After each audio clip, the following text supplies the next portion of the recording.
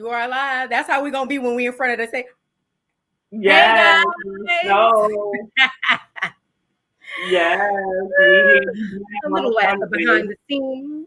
Happy Yes. Sunday, guys.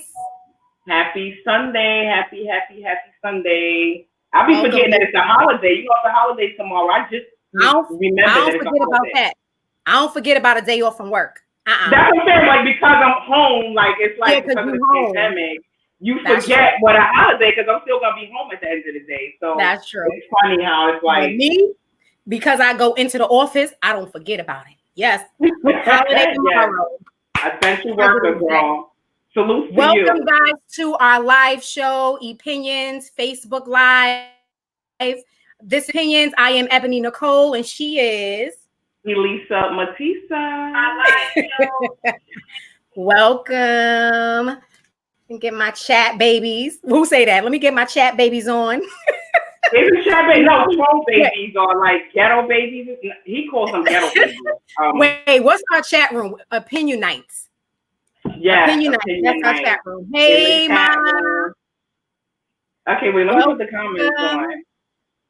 Let me get my. Yes, hey, Mom. Yes. So let's get right into it. What we're gonna talk about the vice president.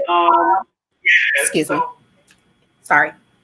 The vice president debate. What you think about it? Girl, boring. No. You know what? Honestly, I thought that Senator Harris was gonna come in and destroy him, right? Mm-hmm. But I didn't feel that. I mean, I seen previous like cases that she's done, and she's really, really debated and got really into. I didn't get that with her. Yeah. And Penn was rude. He was rude, kept talking over her, kept cutting her off. And I was like, well, look at his leader. Look who he's following. Look who he's, you know what I'm saying? He was rude, but I really didn't get anything. I'm sorry from it. I didn't get anything either. I just feel like I feel like it's always a defense, like put up instead of like an agenda. Like that's like I need a well-written agenda by them and what they're gonna do, how they're gonna execute this, how does it coincide with what my beliefs are and what I want done for me and just the Black community as a whole. So I just feel like it's always like an attack and a defense, Like it's never like I just don't get like what I need more from them. But I think that's gonna be it at the end of the day. There's not gonna be there's not gonna be another presidential debate or another VP debate. Like, but I do think Kamala Harris was very strong. I liked her. Like, I felt like it was a better atmosphere than the presidential debate. Absolutely. Like, I agree with that.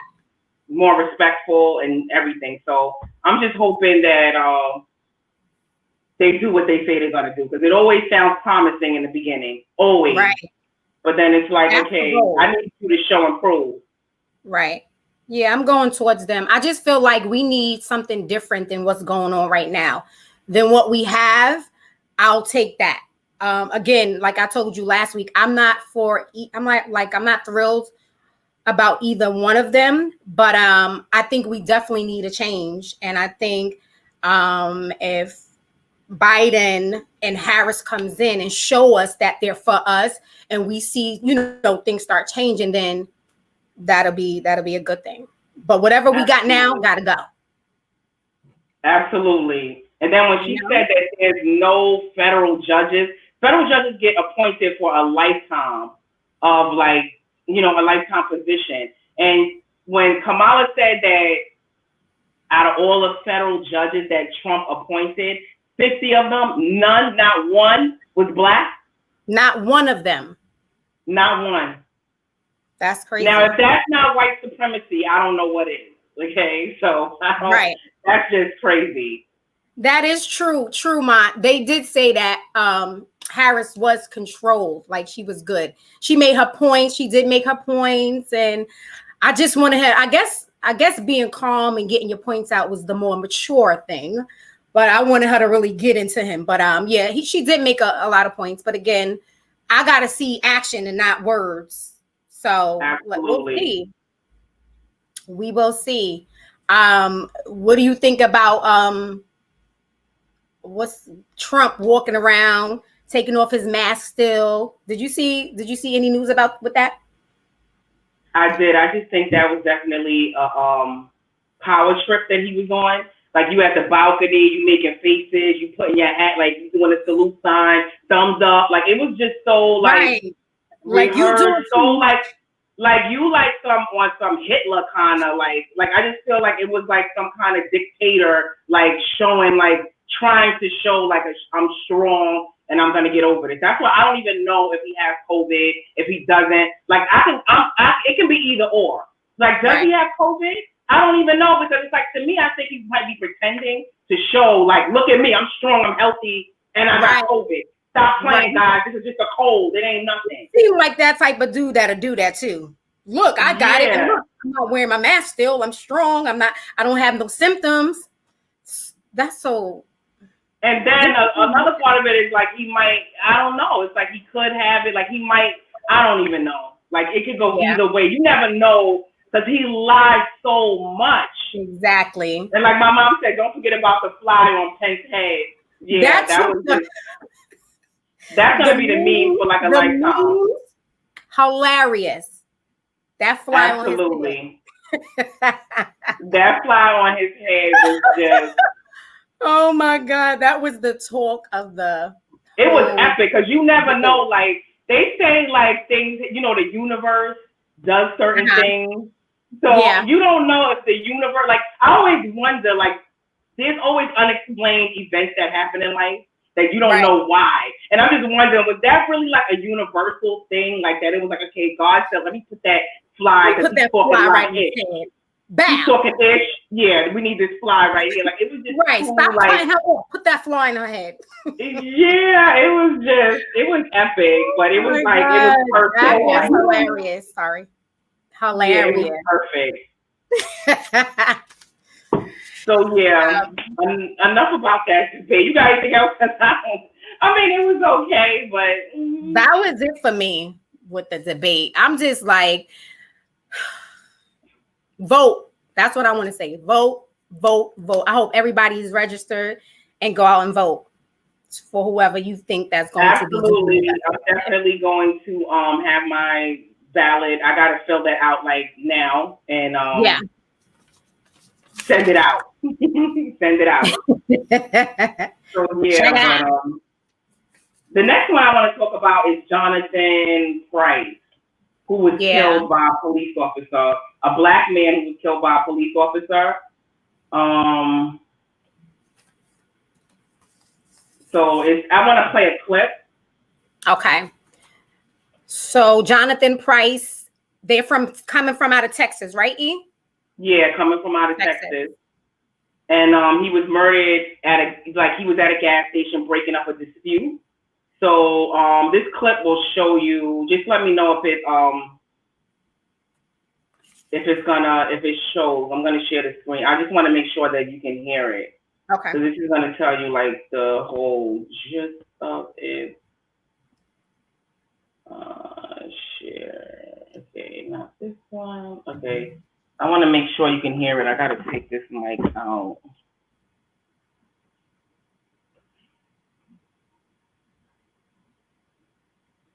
Oh no, it's not gonna play. Yeah, it's not gonna play. No. I don't know. Okay, never mind. It's not gonna play.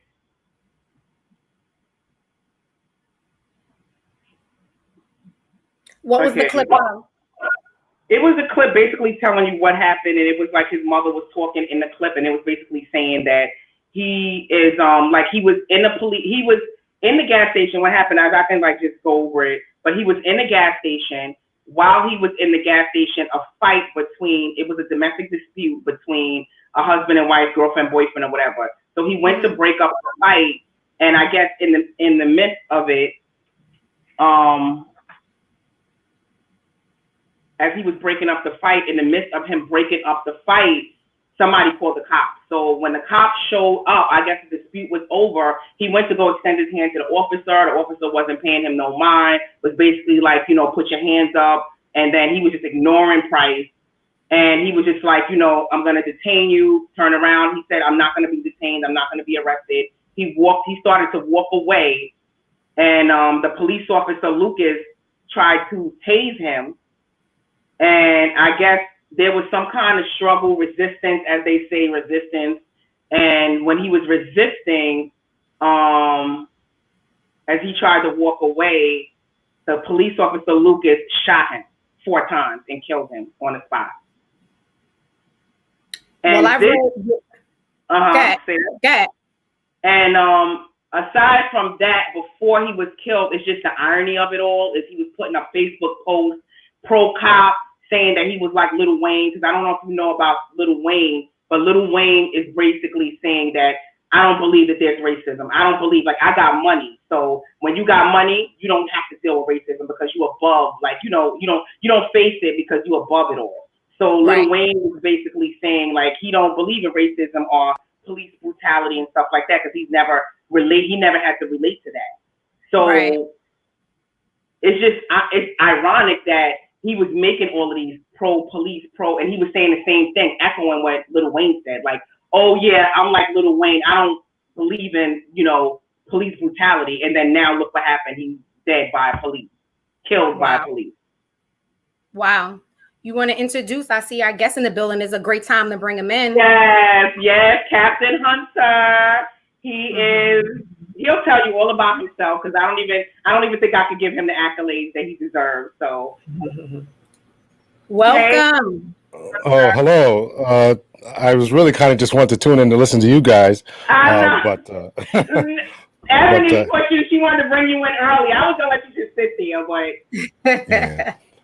Welcome, Captain Hunter. Oh, well, thank you for having me. Really, I really appreciate it. Thank you. Yeah, so we were just getting into because I wanted to talk about I want you to introduce yourself. But we was on the topic of Jonathan Price and how he was murdered by a police officer. So I want to get your thoughts on that, but I first want you to introduce yourself and who you are and what you're doing right now. Okay, so absolutely. So you said something about accolades. I certainly don't deserve all those accolades, but anyway, I'm a retired police captain from Connecticut. I did 24 years on the force. Retired last year, 2019. Almost fortuitously with all that's going on. You know, I would really be struggling with everything that's happening. But regardless, so today what I have now is I started a consulting business, LMH Police Training and Consulting. Although I am looking to shorten that title. So I do a consulting business, just helping people take promotional tests and looking to branch out into other things. People want to become police officers, leadership training. And the reason I want to drop the police training from it is because I don't want to just focus on law enforcement. So anybody who needs leadership type of training, diversity inclusion training. During my time in the force, I was an implicit bias instructor. I was a defensive tactics instructor. I was head of our internal affairs unit for a little while. And I finished my career as the midnight shift commander. As I mentioned, I started a consulting business, and I'm also I started a podcast called Captain Hunter's Podcast, where I talk about these types of issues and a number of other issues where I talk about just, you know, how to deal with finances and just how to deal with us's, right? Because there's a lot of problems out here that unfortunately Black folk have that we don't realize or recognize. We have to really try to, you know, before we expect anyone else to help us, to save us, we need to help ourselves, save ourselves. And so that's really the focus of what I deal with. Okay, sounds good. You're doing a lot. So do you train officers that are on the job already, or is it always officers that are trying to get on the job, or how does that? Yeah, so there's some departments who have promotional tests. So if you want to move up the ranks, become a supervisor, etc., then you will then I will help officers like that. I am looking to expand so I can become a part of implicit bias instructing for police officers, leadership training for police officers, and things like that. That's what I did when I was there. So I just need to break into that niche again and say, hey, listen, I'm still available to teach and all that kind of stuff. So the answer to that is yes and both. Yes. Okay. All right. So while you was on the job or whatever, and to become a captain, I know you had to go through different ranks and stuff like that. Did you experience bias as you were going through the ranks? Because I feel like at the top ranks, it's not diversity. So what do you think, or how was it for your experience? Yeah. Okay. So did I experience bias? Well, there was a certain story that I had that a friend of mine. We came on in the 1990s. I think he came on a little bit before I did. He might have came on in 94, and I came on in 95. So when we took the promotional test in the year 2000, we were both eligible to take the promotional test. It was actually the first time in the history of the department where 3 of the top 10 officers on this promotional list were black officers. And so we had actually heard that there were rumblings around, did these guys get extra points? Were they all studying together? All kind of foolishness like that, which none of that was true. But I just think that it goes to the point that if you give us an opportunity, we can shine, right? We have the goods, we have the skills, we have the ability. So give us the chance and we'll shine. And I think that some people weren't used to that. To your question about diversity at the top, I think it's very diverse. I think there's been a lot of chiefs. If we look around the country, there's a lot of black chiefs, a lot of black deputy chiefs, a lot of black captains. So I think that the most important thing that we have to do is, number one, become police officers, and number two, take the promotional tests and opportunities. Right. So a lot of times we don't try to move up the ranks. There was a testing process right before I left, where there was a few lieutenant spots, which is a mid-manager type of position, and I tried to get some of our black sergeants to take it, and they weren't interested. That's not the fault of anyone else's. That's our fault, right? So if there's a problem at the top, you don't get to complain about it, because if you're not going to be a part of the process, then you can't be part of the solution. So I think there's plenty of diversity. We just have to make ourselves available, take the test, and then we have to do well, score well, right? So I mean, it's not just a given. You have to score well enough to get to score high enough on the test. That's true. I don't know who this is. That's a leader of the African Black Solutions. He said that when black officers joined years ago, they claimed that they would change things, but he feels that it got worse when black cops joined the police. Yeah. Listen, I think that's actually a valid point. Not that I would say things got worse, but it certainly didn't change the status quo as we think that it would. And I don't, sometimes in law enforcement, even though I'm retired, law enforcement agencies are very reluctant to criticize other law enforcement officers, right? So one of the benefits of being retired is you can speak out against this kind of thing. And so we saw in Rochester, New York, where there was some kind of cover-up with the person who's dealing with the mental illness, and the officers placed a bag over his head, and he ended up exasperating and dying because of that. Big story. So that chief was black. So what's going on here in certain departments? Some other departments, unfortunately, Chicago, Detroit, Baltimore PD, much larger departments. Some of their internal investigations has revealed that many of the criminal activities by police officers are half of the people are black who are doing this. So it does present a problem to say that just because there's a black officer there, that won't change the problems of whatever's going on. So I think that any of us would rather have a good white officer than a bad black police officer any day of the week. So. That's true. Ebony, you want to? Because I can like run off so many questions. So. Yeah, I want to go into because I don't want the hour to go by without talking about Jonathan Price. I want to get your thoughts on the story with Jonathan Price, the whole idea. What are your thoughts on that? Let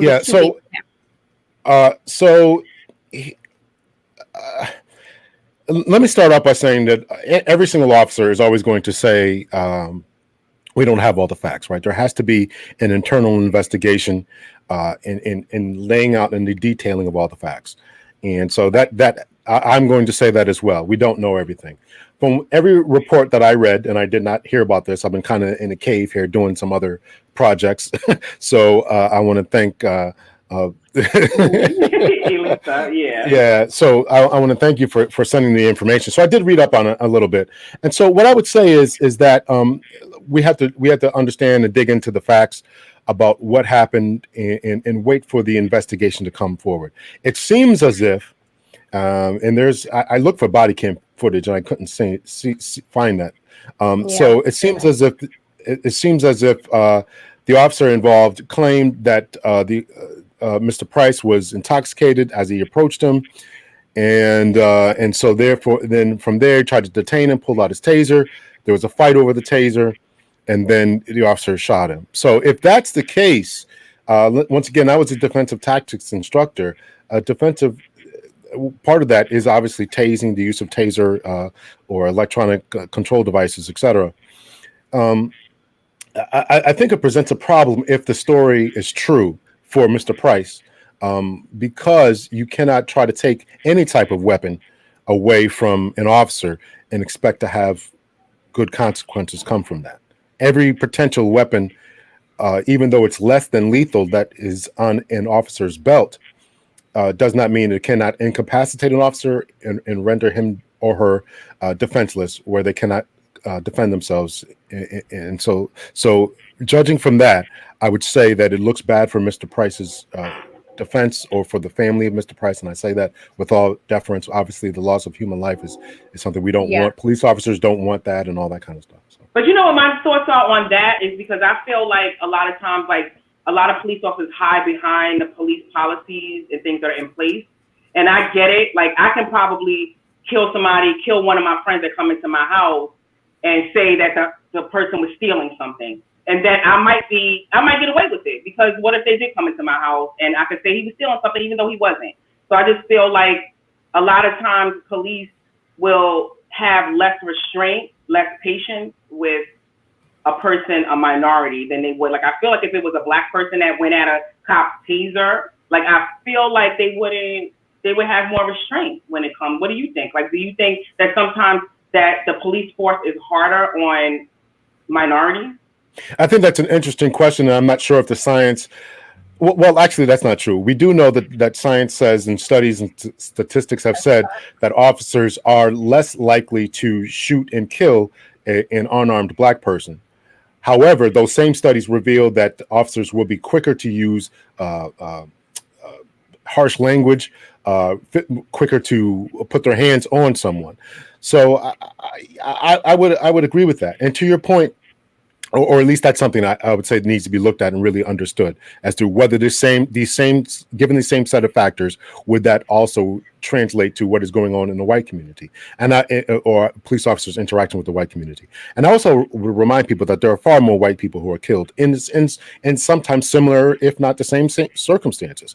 So we really have to be mindful of that.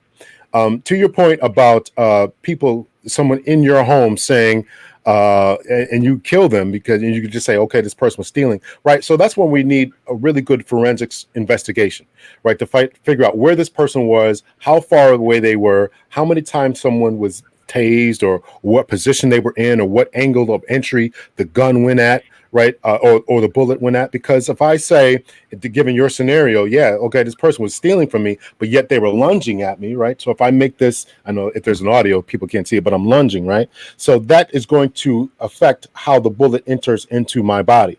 So these are all types of things that medical examiners are going to look at, and they're going to try to make sure that, or they're going to analyze the data that they have been giving, the forensics situation, right? The body of evidence, where the shell casings were, the angles of penetration, and all that kind of stuff, as well as witness statements, body cam footage, and all that. So they're going to compile all this type of information and try to come up with a packet. Now, if all that information does not match what your story is or my story is, then that's where it's going to be a problem. And same thing with Mr. Price. If given all this information, if it this forensic stuff, which can be looked at by multiple different investigative forensic agencies, right? So they all have to match. So if they don't match, then there's going to be a problem with either Mr. Price's story or with the officer's story. So the officer Lucas was charged with murder. He was already charged with murder and terminated from his job. So my question is, what do you go by that? Like, he was charged already with murder. He killed this guy.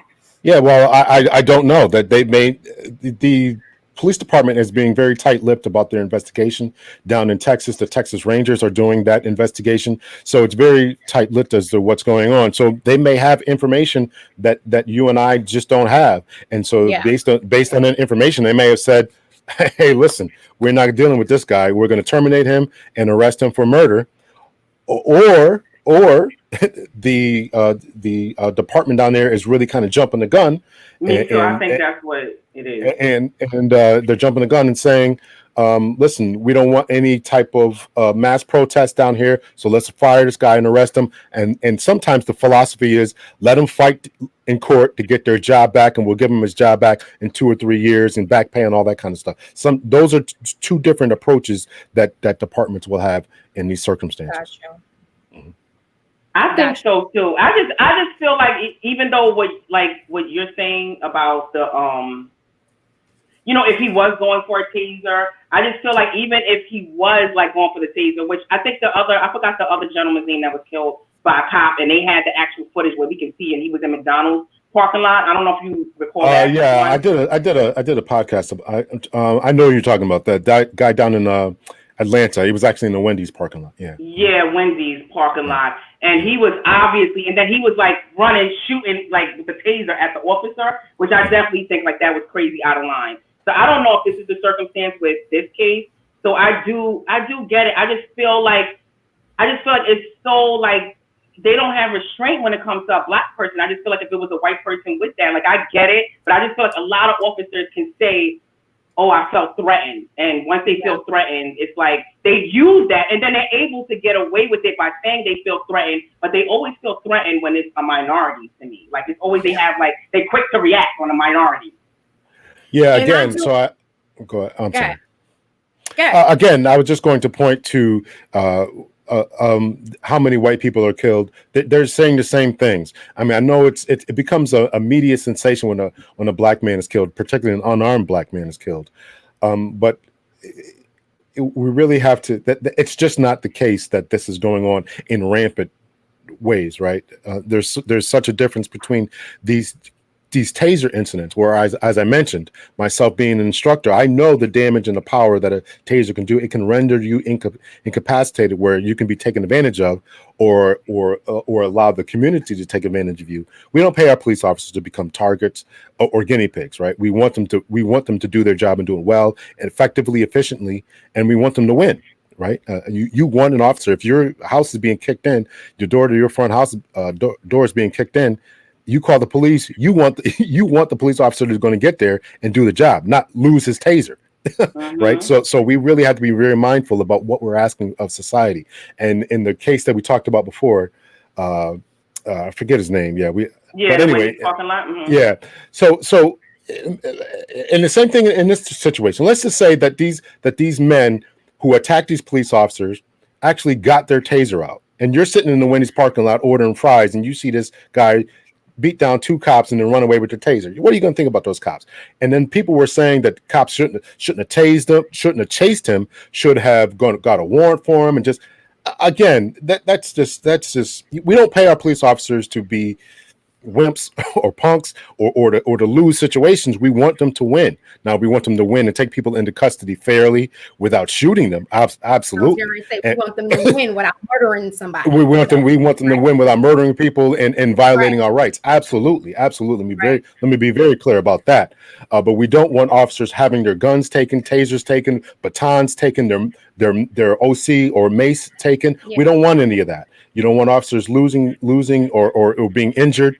So they had to do what they had to do to protect themselves. And a lot of this does come from, here's why I will agree with you, is that a lot of this does come from a lack of confidence in their own abilities to fight, essentially, right? To take someone into custody. If our officers were better trained, better in shape, and all that type of stuff, then maybe they would be more confident in not shooting someone because they are trying to take their taser. Right. So I do think that there's a case to be made for that. Definitely. I agree. That was one of my questions for you about the training. This cop was only 22 years old, and I'm sure he was probably new on the force. Do you believe that we need that? Well, they need to implement more training for these cops so that they know how to react when they, come against, Yeah, I think more training and more frequent training, right? So Yeah. I think that the academies really need to bolster their training, and a lot of times that officers, once they graduate from the academy, they will not be allowed. Well, not that they're not allowed, but they don't receive continual type of training, especially Right. ground training, ground fighting. And so that is extremely important. So I would hope that officers are taking classes on their own. I think the police departments really enforce that at least once a month, going to just reminder ground type of training. What happens if somebody is trying to take your gun, taser, or whatever? How do you take Right. this person into custody without the going to lethal force? So I Yeah. think that all that really needs to be taken into consideration. Yes. Absolutely. Okay. So do you think? Okay. So do you believe that there's systematic racism, or like, because I know you said that whites get killed more Well, than blacks? there's more white people, so that yes, they are dying more. But do I think that there's systematic racism in policing? Is that what you're saying?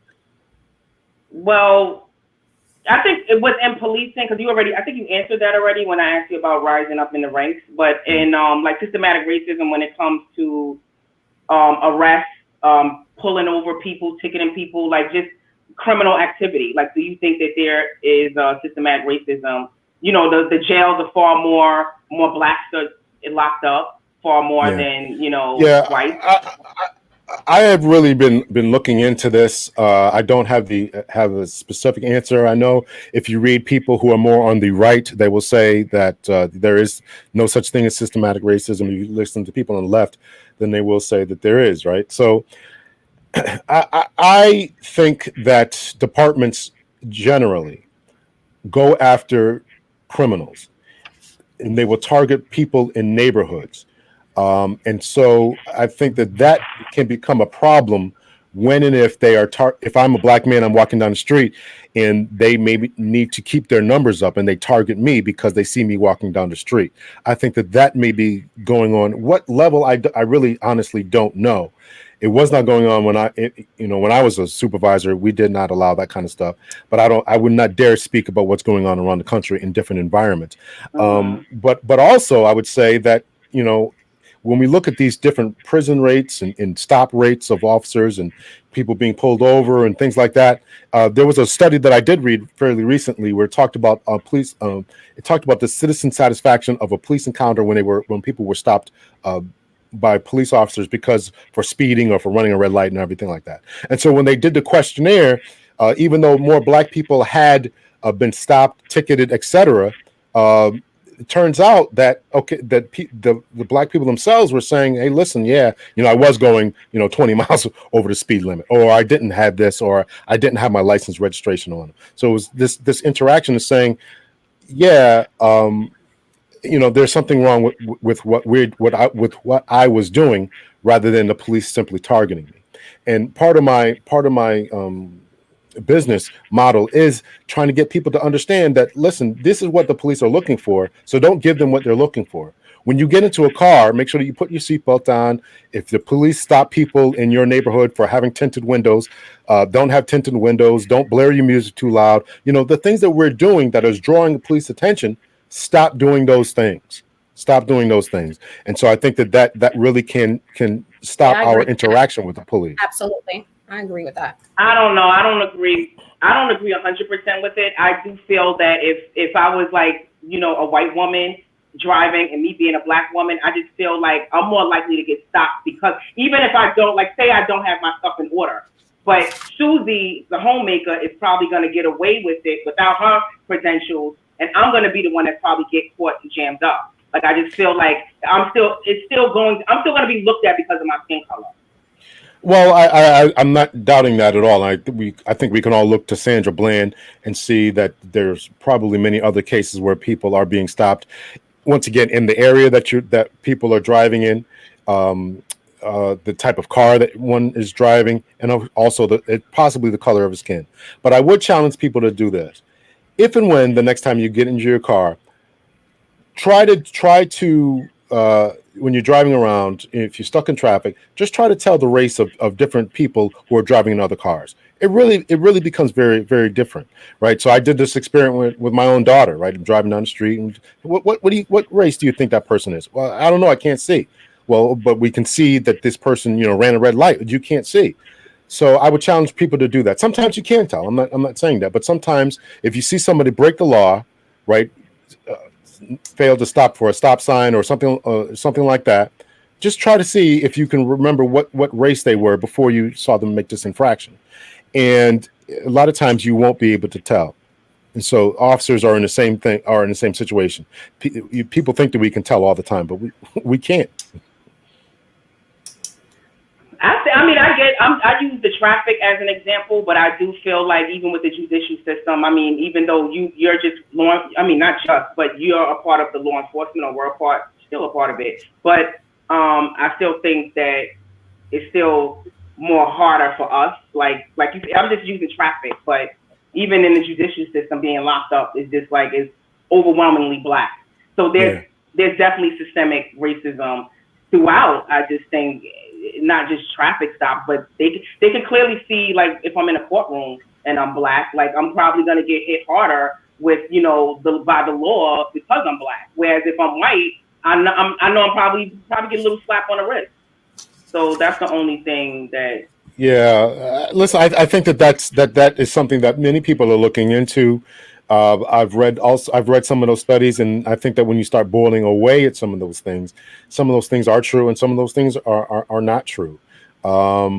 Some departments or some states have actual guidelines, right? So if you've never been in trouble with the law and this is your first offense, then maybe you according to the guidelines, you will only get a slap on the wrist, right? So the more offenses that you have, then it builds up the guidelines. So I think that the most fair way that states can dole out punishments is by having these set of rules and regulations and guidelines, which tie the judge's hands, so the judge isn't, giving, little Johnny, a slap on the wrist, but he's giving Malik, 30 years in jail for the same thing.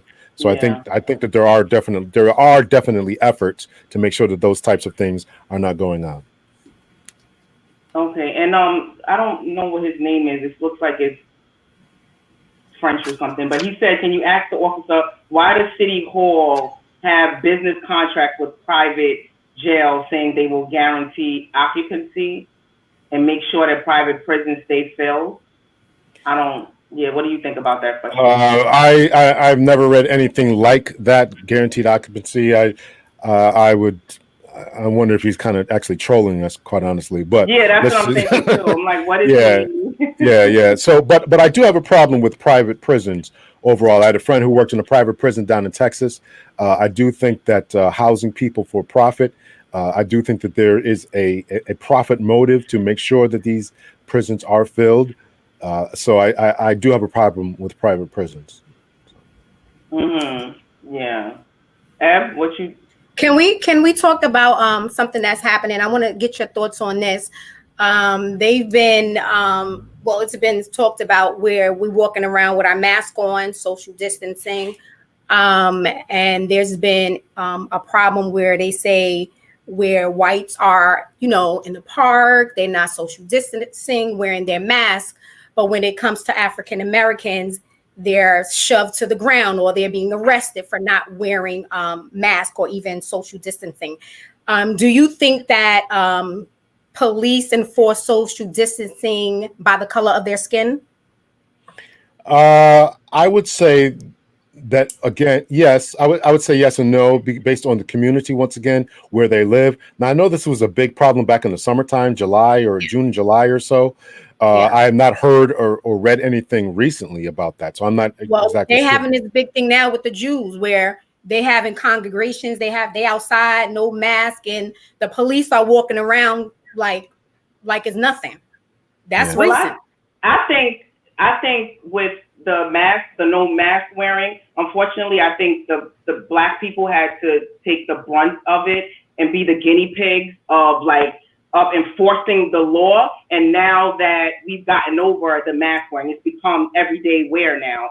I feel like we suffered the consequences. We got beat down for not wearing masks, and now they got things regulated. Now it's situated, everything is great, but we had to suffer. We got the whips and bruises because of that now. Like, it definitely, and it goes back to systemic racism again. Like, absolutely feel that because there's more of a police presence in Black neighborhoods, I just feel like they swarm in these neighborhoods. They doing like, now they stop and frisk, but I just feel like they still using other tactics.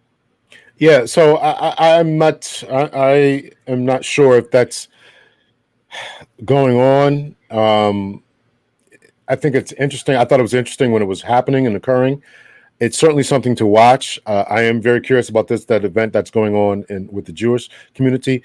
And listen, we all know that we are always the canary in the coal mine, right? We're always first. We are always first to get anything, So what can I say about that? I agree with you. I think that's unfair that we always seem to be first and get the brunt of it, and then now everybody says, okay, now we're going to let you wear a mask and mask in stores, right? We were the first ones getting tackled and arrested and kicked out of stores, not before it became popular and a thing to do and mandated. So I definitely understand that frustration.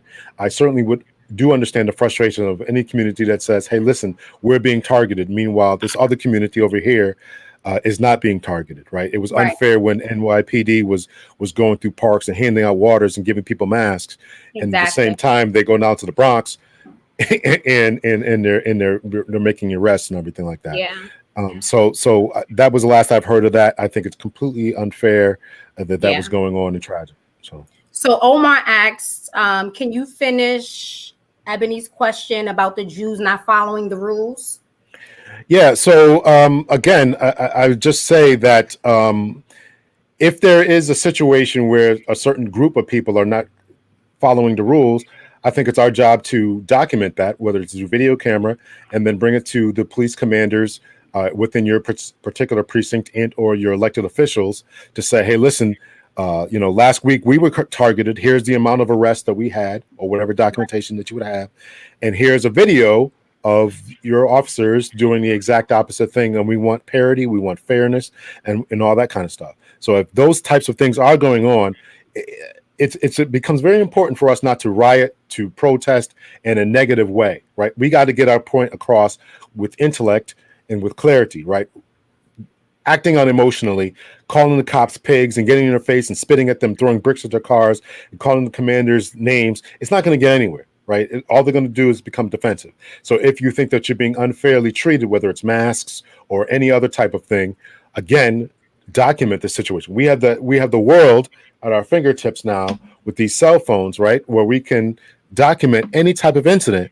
And so if you're being treated unfairly, document the incident of how you were treated, document the incident of how another group or community are being treated, and then go from there, and then take it to the higher authorities, your elected officials, leaders of your police department, mayors, etc., even the newspaper. Right.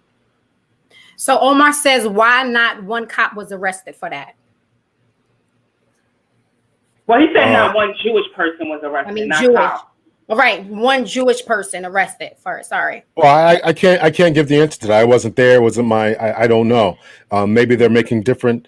Here's what I would say about the Black community in comparison to Jewish communities, and I would even include Asian communities with this, right? So we have to understand that we are looked at and viewed a certain way, whether we like it or not. We are looked at and viewed a different and certain way, and unfortunately, we have this criminal element that continues to persist in our own community. We all know that this is true. I'm not saying this because I want to exclude myself from that or point fingers at people, but we know what's going on in our communities, right? There's certain places we all want to live, certain places we don't want to live. And so we have to be very fair and upfront and deal with that type of thing. And so one thing that we had to do is uplift ourselves so we become financially stable and understand the importance of wealth building within our communities and have that. The reason that politicians will listen to the Asian community or the reason they'll listen to the Jewish community is because they own so much. And so we have to understand that. And then we have to own stuff, right? Absolutely. We have to own our blocks. We have to own our car dealerships. We have to own our factories. We have to own these things. We have to own these things. Absolutely. And then when we get the money behind us, that's when you have power and clout, and that's when you can become these shot callers that we want to be. So Right. if That's we when want the to change, police don't bother us no more. and that becomes the point, right? And then we can also employ people, right? We can employ people so they stop with the drug game and have become gainfully employed, right? Absolutely. So this is something we really have to understand, this power of cooperative economics and all this type of thing. We really have to dig into that. Yes. You want to read mom question? Yeah. Go ahead. No, you go ahead because I can't see it. So Miss Joanne says, when you said police don't like to criticize other cops, does that include you? No, because I'm criticizing cops. When there was a mantra when I was again, the same type of thinking was something that was very prevalent, and not only about cops who were behaving badly, but if cops made a mistake, right? So with dash cam footage, sometimes police officers, before YouTube, police officers would look at different training videos, and they would say, and it would be this mantra where we say, well, okay, we're not going to criticize what this cop did. Well, it's not criticizing, it's analyzing, and it's looking for mistakes and saying, how can this officer had stayed safe in what they did? And so that's the same thing that officers should be able to do with any situation, right? We're all looking at YouTube, we're all looking at these different videos on the news, and so we should all have this mindset that says, here's what the officer should have done, here's what the citizen should have done differently, right? We can't leave that out. The tagline of my podcast is bridging the divide between the police and the community. So the community thinks that they understand everything the police should be doing, and the police think they know everything that the community and the public should be doing. And so these two are often butting heads. So I'm trying to bridge the divide and trying to get one to talk to each other, try to talk that cop speak to cops, and try to talk that community speak to us, to say here's where we're missing it at. That's what I'm trying to be about. Okay. So my next question is, do you think the police in the Breonna Taylor case, should they have been arrested, fired, brought up on charges? I don't. Yeah. I think fired. We don't have all the facts in that case. I know I started this out with the other case talking about Price, but I'm not convinced we have all the information, right? That we've just had the release of the 15 hours of the grand jury testimony. There's still an investigation that's going on by the FBI or the Justice Department into the methods and to the affidavit of how they got to the house that they got to, right? So did they lie in those reports, and did they lie after the report and saying nobody was hurt and all this type of thing? So I'm not sure that we have all of the facts. And I listened to the district attorney out there, Daniel Cameron. So I'm still waiting to hear. I'm very interested into how this all plays out. In the meantime, I think that they should have certainly been taken off the street. I do think it was a terrible mistake for someone who's under fire, the police officer who was under fire, to shoot through a window that was covered up by mini blinds or whatever they were. Right, so you must have a line of sight into whatever you're shooting at. So I think that was a tragic mistake, and terrible. So I'm still waiting to hear as to everything else that goes on. I will say that what the prosecutor there presented, or at least what he stated in his summary to the public, if what he said, if the entirety of what he said was true, then I agree with not arresting officers.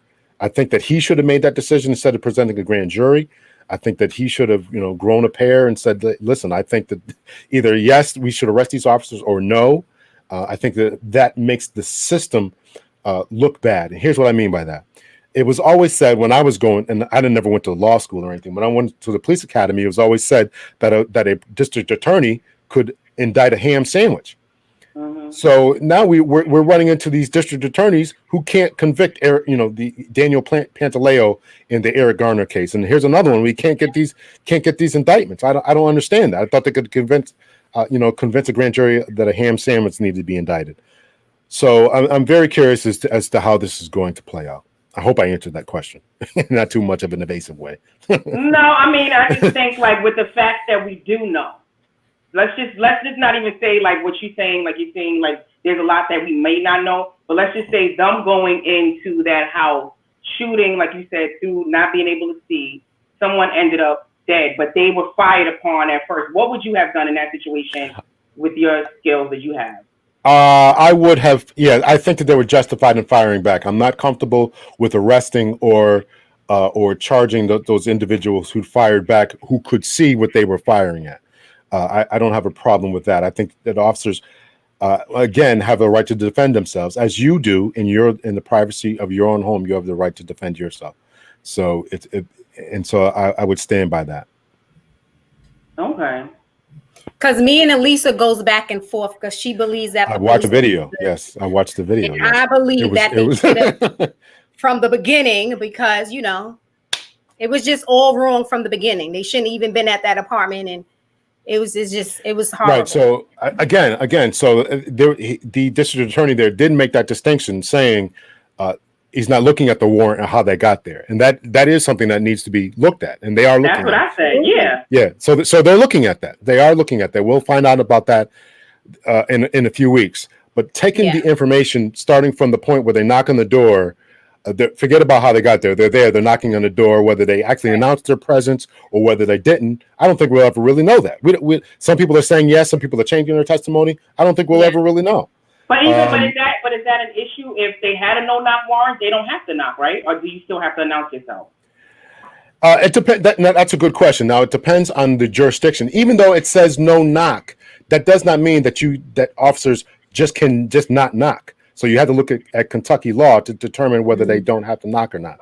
So some no knock rules would say you have to knock, but you give them 10 seconds or 30 seconds, right? So I did not look at Kentucky's laws or rules concerning their no knock warrants. But let's just say that they get there, they don't knock. They don't knock. They just force the door in. Now you are I believe his name is Walker, the guy in the home, the boyfriend of Breonna Taylor. He starts shooting because he doesn't know he's at his house. The officers in that situation are justified in returning fire. Again, this is given the information from the newspaper, given the information from the district attorney, Daniel Cameron, this is the information that we know. So if I'm in that position, I would return fire. Yes. That's what I said. Just want to say I agree. I watched the video and I had to agree with you. Okay, and why don't you? As you sip on your water. I'm gonna take a sip of my coffee here. I'm gonna take a sip of my coffee with the cat. It looks good too. I saw you sipping that before. I look good. It is, but not that many times. Not shooting that many times. Okay, already. He just went overboard. I get if somebody's shooting, you want to shoot back. I get it. All right, but he just shot too many rounds for what? Yeah. So again, I think that I think that what needs to happen is more police departments really need to invest in citizen training, into placing people into situations where they are faced with similar circumstances. Now, I'm not asking for people to go through 6-8 months or a year of training. I'm just saying, put yourself on a simulator, right? So you're being fired at. How many pulls or squeezes of the trigger is it going to take for you to realize that person is down, right? When your adrenaline is flowing, when your eyes are dilated, and all these different physiological fight or flight responses are going on within your body. I guarantee you, if you asked him, the officer or any of the officers, how many times they'd fire, they'd probably say 2 or 3. Meanwhile, they entered their whole clip and they had no clue. So there's a lot of different physiological responses that are going on because you're scared, because you're thinking about so much. So that presents. But that's why I agree with you about the training. They have to implement that more training so that we'll have less deaths. Like training. No, it don't got to take a year, but y'all got to do something different. Well, I think that it has to be routine. It has to be routine once a week, once a month, minimum once a month, and you have to put yourself in these different types of scenarios constantly, whether it's ground fighting, whether it's hostage taking, whether it's kicking in the doors, and I would assume, and here's the bad part about the officers, is how much preparation do they have for this particular house? I don't know. I've never done an entry. I was not a SWAT officer or anything like that, but I do know that they should be looking at the plans for the house. They went at a certain time of night because they figured people would be asleep and groggy. I had someone on my show who did do this type of work and said they have been getting away from that type of entry for years because you get situations like this where people are waking up, they're asleep, they're groggy, they can't process. It's the police. All they know is someone's coming in their home. Okay, let me just grab my gat and start busting off rounds. So that type of thing is something that police officers, again with the training, need to really understand what's going on, the time of day, time of night, what are they doing, how are they doing, are you looking at plans, how many people are there, et cetera, et cetera. I agree. So my next, well, I guess you answered it, but I was going to ask you about, would you agree with defunding the police, police reform, or nothing at all? But I'm guessing from what you said that you agree with police reform. I do agree with police reform, and if I can push a book, I'm going to be dropping it within about a month. So we got to look out for that. Yeah. So I do believe in police reform. I think that two things that happen essentially. The police need to be not defund, but we need to massively input into police budgets. Now, what we need to train officers as we agreed upon. We need to really train officers, and that's going to take time. It's going to take money. It's going to take resources. You have to pay the trainers, pay for simulations training, all this type of different things. So you really have to do that. And the other part of it is also go into de-escalation training, use of force training, verbal judo, all that type of thing, till we can, and also getting social workers to respond to certain calls, taking a lot off of police officers' plates. So I think that there's a lot of different moving parts to not to social reform, but to police reform. A lot of different moving parts to it. So I don't agree with just taking $1 billion out of some agency's budget, or $1 million, depending on the size. I don't believe in doing that, but you have to allocate that money to something else. Put it into training, put it into social workers, put it into mental health for the community, put it into autism training, put it into all these different aspects. That's what we need to do with that money.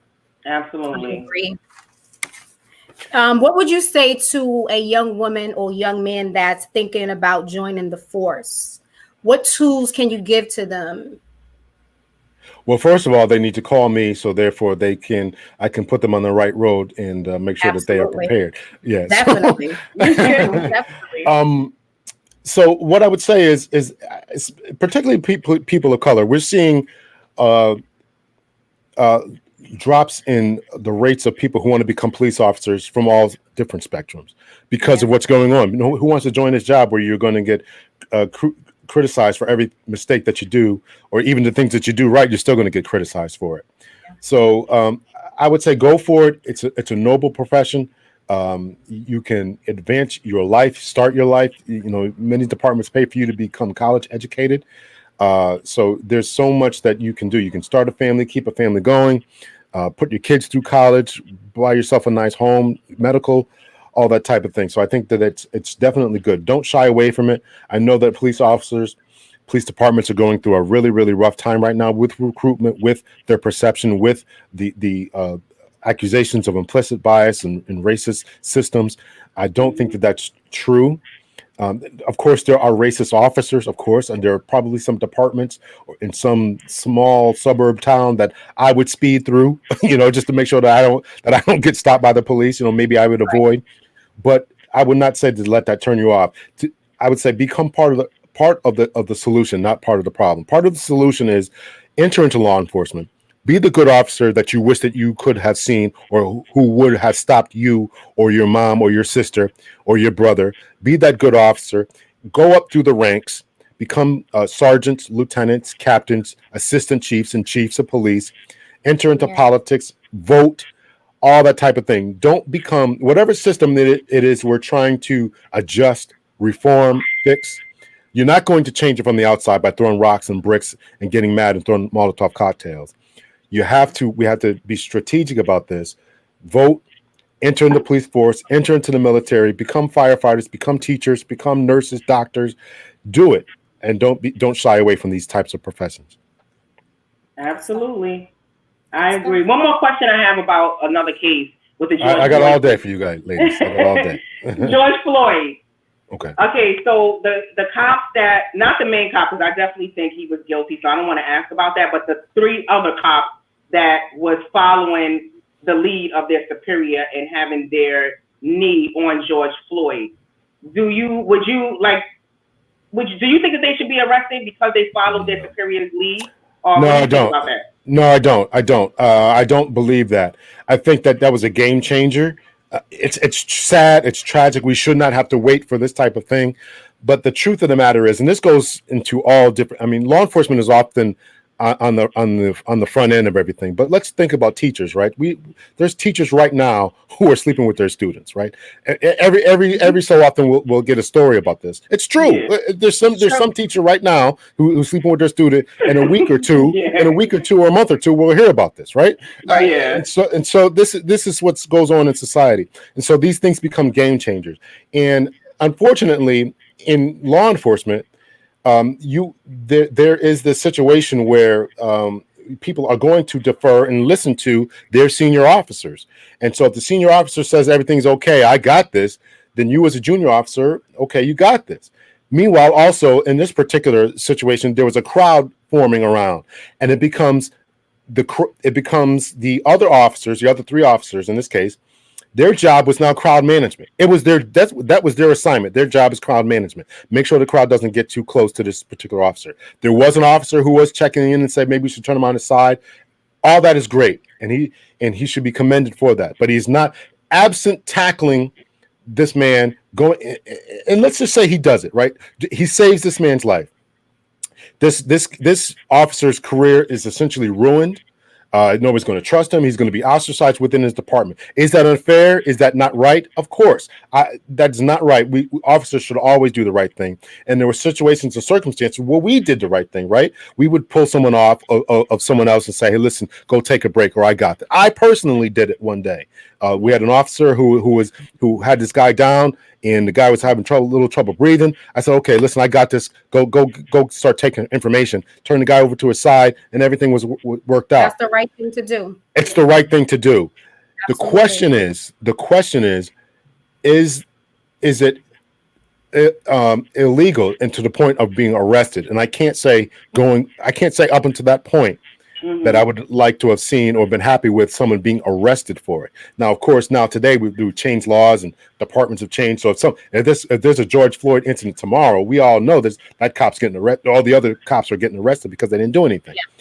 Yeah. So unfortunately, yeah. Well, here's the thing. Here's the thing about. Well, I mean, I totally understand that. I really do understand that the officers should have done something. More than what they should have done. But are they guilty in a legal sense and complicit? That guilty means complicit. They knew what they were doing. They knew what they were doing. They knew if I don't intervene, I'm going to die. This guy's going to die. And that's a mental status. And I don't know if I would apply that to them. I think that what they did was wrong. I think that they should be disciplined. I'm not even sure they should be fired, quite honestly. Because what about the main officer, though? What about the listen, he's a slam dunk. He should go away for the rest of his life. I mean, what he did was egregious. I have not talked to anyone who is debating that particular aspect. I mean, the only debate is what is it, murder 1 or murder 2? That's the only debate. Okay, so the other 3, you would not. You don't think they should be fired? You think they should still? No, I don't. I think no penalty, no lesson. What was the lesson? What? Well, I think that this whole thing is. I think that this whole thing is a lesson. I think that this whole thing is a lesson. But you're showing them that there's no accountability. No, they're not seeing that at all. If these guys were reinstated tomorrow, you don't think that they would do things differently? They definitely have. They definitely have a change of heart, change of or law enforcement has grappled with this. I think. Agree. I think they do something. They get away with it. A year later, they're gonna do it again. But I don't agree with that. I do think those 3 officers, they were on a job literally like for a day. One was on there for a couple of months. So I think the most senior officer, besides a guy who had 20 years, was something like maybe 2 years, maybe. Yeah. And that's still and in cop land, that's still a rookie. You're a rookie until at least 5 years. Right, so you're still trying to figure this job out. So you're not going to listen to him. You're not going to. I do think that to your point that within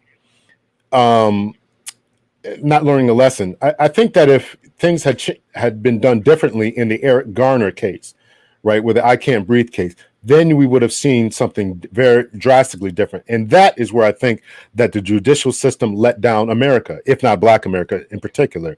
That here we have a man saying, I can't believe what he's breathed 17, 18, 19 times or whatever it was, choked out. The EMS personnel who showed up on scene barely did anything, and nobody was held accountable for that. Daniel Pantaleo received a check from the NYPD for 5 years. And it didn't teach people a lesson to say, it didn't teach other law enforcement a lesson saying, listen, I can't breathe. People need to respond to that. And so if anything, I think that to your point, I think is most egregious. But these other 3 officers, no, I think that they definitely have got their lesson. We can agree to disagree. I semi-agree all day. with it. I semi-agree. So I can say I semi-agree. Okay. Yeah. Semi. Okay. Well, it's all good. I do think they should. I don't know about like 5. I just think there should be some type of discipline. Not murder charges though for those 3. I do think it should be discipline. Well, I would be okay with that. I would be okay with them, taking a 20, 30 day, 6 month suspension or whatever, because they should have. And now I'm not sure. I've heard different people say that it was already in Minneapolis, Minnesota, their PD's policies and procedure that they should interfere. Now, if that was in the policy that an officer seeing another officer do something egregious like that should have interfered, then they may have to pay a hefty fine up to including termination. So I'm not exactly sure. So if it was in their policy that they should have intervened, then I would agree with that they should be fired. Yeah. Absolutely. Okay. All right. That was something we kind of agreeing. We kind of agreeing. Yeah. Info. We will continue to have these difficult discussions. I mean, we need it to provoke change and awareness. We thank you, Captain Hunter, for coming on and joining us and taking time out your busy schedule to voice, your opinion. We thank you. We appreciate you. Oh, listen. I want to put your link in down below. But what were you going to say? I don't want to interrupt you. I just want to thank you. Thank you for having me. Appreciate it. And we always ended with a final thought and to tie up the loose ends of you have a final thought, Captain Hunter? Yeah, I would say to give a lot of thought to what I said about entering into law enforcement. To anyone who's physically, mentally fit to do the job, don't shy away from it because of the current state of affairs. Become a part of the solution. If you think that there's negative forces patrolling your streets, well, you can do something about that, and that's called joining the police. And once you join the police, don't be satisfied with just being an officer. Become a detective. Become a sergeant, first line supervisor, just a sergeant. Become a mid-manager or lieutenant or a captain. Move all the way up through the ranks. Take advantage of every single opportunity that they give you, whether it's a class or if your department has reimbursement for education, go to school, get your education, and become a valuable member of your society, and get out and vote. Become a part of everything that you want to see change. Vote, become a police officer, gain a skill or a trade, and everything like that. Become a doctor, lawyer, even an MC, right? Do whatever you're going to do. So. That would be my final thought. Oh, okay. My final thought is to piggyback off of what you're saying about becoming a police officer. We do have to be, find some solutions within our community to kind of like be like a lot of these prominent like communities, like the Jewish community, and being able to own things. Besides being a police officer, you can do that too, but also owning businesses, like coming together like a solid force and voting. I feel like we should vote as a block and have some kind of power, and we all need to empower each other. Like that's what you're doing right now with your, police training and things like that. I just think we need to get our foot into doing things to create reform and being able to empower each other to let us have a voice. Because right now I just feel like our voice is not where we need to be, and we need to get it there by owning things and being a part of, finding solutions to these problems. Yes. Yeah. I agree. My final word is progress is impossible without change. And those who cannot change their minds cannot change anything. Let's keep these conversations going. And it starts with us first. It starts with us. And I'm going to remember what Captain Hunter said. It's with us first. So let's be the change so that we can see change. Absolutely. Yeah. So thank you guys for joining. Absolutely. We see you guys in our chat room on Facebook Live. We thank you for your comments, your likes. We see you every Sunday. We're here to bring the news, bring conversation, and we thank you. Friday. Thank you, Captain Hunter. Thank you. See you. Okay, take care. All right.